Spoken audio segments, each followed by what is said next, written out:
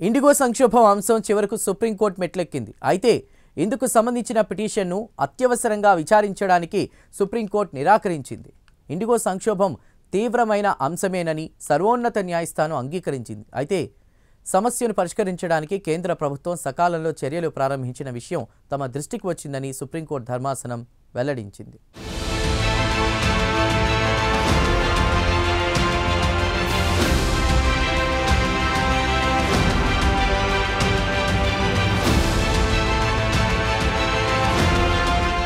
IndiGo విమాన సర్వీసుల సంక్షోభం ఇప్పటికీ పూర్తిగా పరిష్కారం కాలేదు.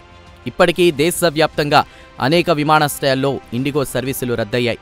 అంతేకాదు విమానాశ్రయాల్లో ప్రయాణికులు పడిగాపులు కాస్తున్నారు. వేలాది రూపాయలు పెట్టి టికెట్లు కొనుక్కున్నా విమానాలు గాల్లోకి ఎగరకపోవడంపై ఆవేదన వ్యక్తం చేస్తున్నారు. అంతేకాదు అసలు సమస్య ఎప్పుడు పరిష్కారం అవుతుందో తెలియక తీవ్ర ఆందోళనకు గురవుతున్నారు.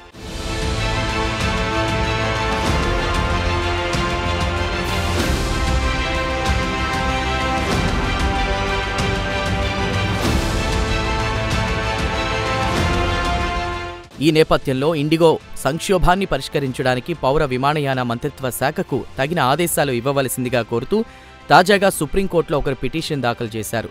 ఇండిగో సర్వీసులకు అంతరాయాలు కొనసాగుతూ ఉండడంతో ప్రయాణికులు తీవ్ర ఇబ్బందులు పడుతున్నారని పిటిషనర్ దారు పేర్కొన్నారు.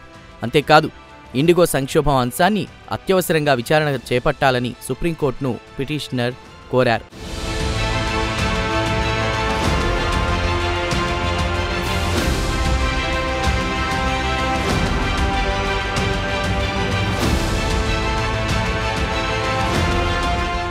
అయితే ఇండిగో సంక్షోభానికి సంబంధించిన పిటిషన్ను అత్యవసరంగా విచారణకు చేపట్టలేమని సుప్రీంకోర్టు వెల్లడించింది. అయితే ఇండిగో సంక్షోభం తీవ్రమైన అంశమేనని సర్వోన్నత న్యాయస్థానం అంగీకరించింది. కాగా సమస్యను పరిష్కరించడానికి కేంద్ర ప్రభుత్వం సకాలంలో చర్యలు ప్రారంభించిన విషయం తమ దృష్టికి వచ్చిందని ప్రధాన న్యాయమూర్తి జస్టిస్ సూర్యకాంత్ నాయకత్వంలోని సుప్రీంకోర్టు ధర్మాసనం వెల్లడించింది.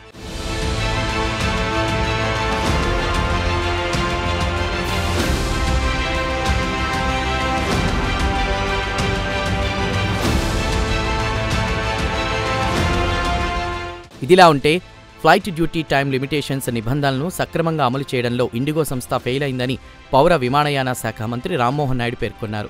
మిగతా అన్ని విమానయాన సంస్థలు ఈ నిబంధనలను ప్రణాళికాబద్ధంగా అమలు చేశారన్నారు ఆయన. అయితే ఒక్క ఇండిగో సంస్థనే ఈ విషయంలో విఫలమైందని ఆయన ఆరోపించారు. ఇండిగో సంక్షోభానికి ఇదే ప్రధాన కారణమన్నారు రామ్మోహన్ నాయుడు. ఇండిగో సంస్థ అస్తవ్యస్త విధానాల కారణంగా ప్రయాణికులు తీవ్ర ఇబ్బందులు పడుతున్నారని ఆయన ఆవేదన వ్యక్తం చేశారు. ఇందుకు ఇండిగో సంస్థ మూల్యం చెల్లించుకోక తప్పదని రామ్మోహన్ నాయుడు మండిపడ్డారు.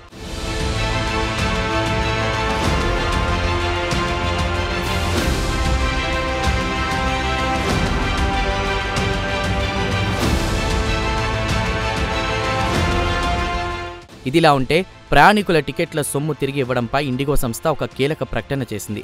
ప్రయాణికుల సొమ్మును రీఫండ్ చేస్తామని ఇండిగో సంస్థ ప్రకటించింది. అంతేకాదు సాధ్యమైనంత త్వరగా ప్రయాణికులకు వారి సొమ్ములు చెల్లించేలా ఏర్పాట్లు చేస్తున్నట్లు ఇండిగో యాజమాన్యం వెల్లడించింది.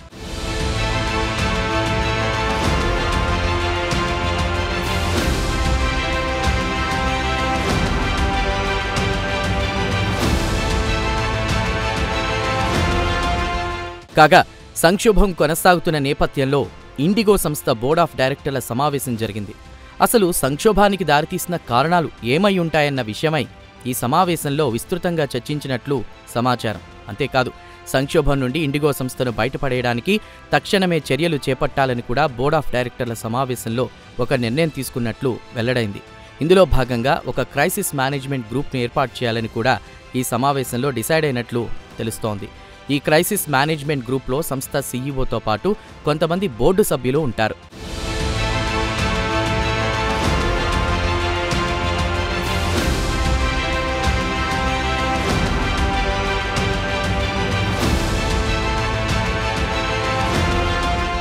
ఇదిలా ఉంటే సంక్షోభం కొనసాగుతున్న వేళ ఇండిగో మాతృ సంస్థ అయినటువంటి ఇంటర్ గ్లోబ్ ఏవియేషన్ రంగంలోకి దిగింది.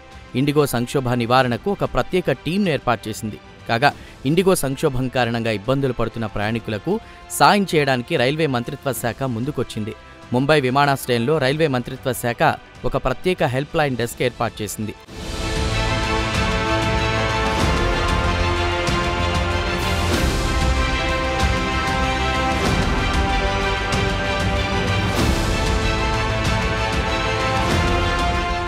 ఏమైనా ఇండిగో సంక్షోభానికి సాధ్యమైనంత త్వరగా పరిష్కారం దొరకాలని దేశ ప్రజలందరూ కోరుకుంటున్నారు.